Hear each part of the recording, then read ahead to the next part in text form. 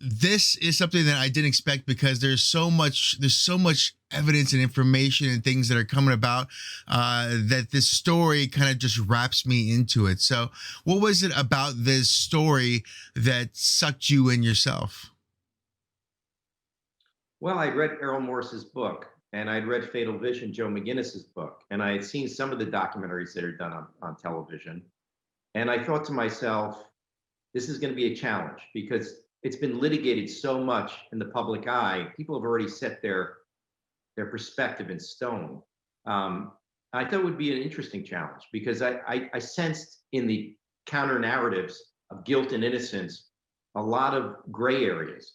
And so if I could go back in time and I could talk to everybody who was involved in the case, who was connected to the case over 30 years, if I could look at the record and read it and understand it, maybe I could come to some sort of clarifying moment. And I think we did that in the Wilderness of Error. Now, as you explain this show as well as the case that you focus on, I mean, how do you explain it yourself? What's the best way to explain a wilderness of air, but also the McDonald case? Well, A Wilderness of Error was originally a book written by Errol Morris. And it looked at this case of a Green Beret doctor down in North Carolina who was on Fort Bragg, who said that his family had been attacked in their home by a band of drugged out hippies. And his family was killed. He walked out of there with a fairly minor injury. He was put on trial to some extent by the military. They figured he had done it. But then a woman came forward named Helena Stokely, who was 17 at the time, and she said she was in the house that night. So the military let him go. 9 years later, he was tried in a civilian court, and he was found guilty of all three murders, and he was given 3 life terms. He's in prison today, still maintaining his innocence. So, this story, because of who Jeffrey was, he was a Green Beret doctor. He was captain of his high school football team. He went to Princeton. He was sort of the all-American guy. It fascinated people. How could this guy do this? It's not possible. So it's been just incredibly litigated, more than any other crime. I mean, I did the Jinx with Robert Durst, and there's a lot of TV documentaries, and there's been a lot done on that. But it's always sort of the same. This one, you can actually look into the public, media record, and you can say, oh, here's a book about him being innocent. Here's a book about him being guilty. And you can read both books, and you can kind of nod your head and say, yeah, what do I do? It's really confounding. And hopefully we can straighten all that out.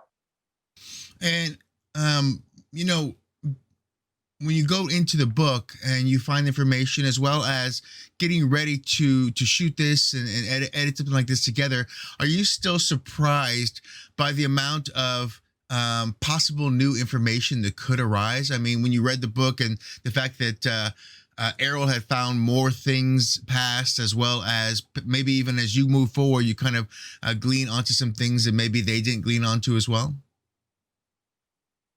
Well, I think that everything that's in the record is in the record, and it's all sort of laying in plain sight. I think what I do best is kind of try to put all those things in a chronology and try to figure out what it means. So yes, we discover quote unquote things in our story that are probably new to people who have followed this story. We discover a lot about Helena Stokely. We talk to her family. We talk to her roommate who was there the night of the murders. And we figure out a lot about her life. And that really tells you a lot about who she is and where her place is in the reality of the events that took place. So it's all there. You just gotta dig in, and you've got to try to do the work. I see that very much, and I could tell that you all did the work because every time I have a question, it seems like you kind of follow down the road my thoughts are already kind of going on. So I'm very excited for people to watch this, and I guess what's your final thought on what you'd like people to get out of this, outside of learning about it for the first time, perhaps for some of them, but also maybe is there a specific mindset or almost a thought pattern of questioning things? Yeah, I think so. I mean, I hope they get clarity. I think we slowed the story down and we tell it in a very clear way. And it's a confusing story. It's, the original investigation was badly handled. It's a very confusing story. And you've got to make decisions of what you feel is worth focusing on in this story.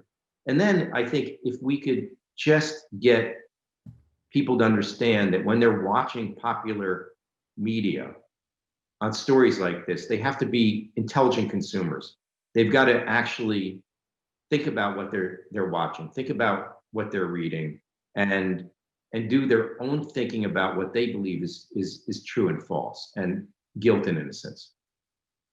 Fantastic. Well, I want to thank you very much for talking with us today. Of course, FX is the place to find this, and I think a lot of people are going to find it and be, I guess, grabbed by all the information as well as the great storytelling. So, thank you very much, and hope you have a great day.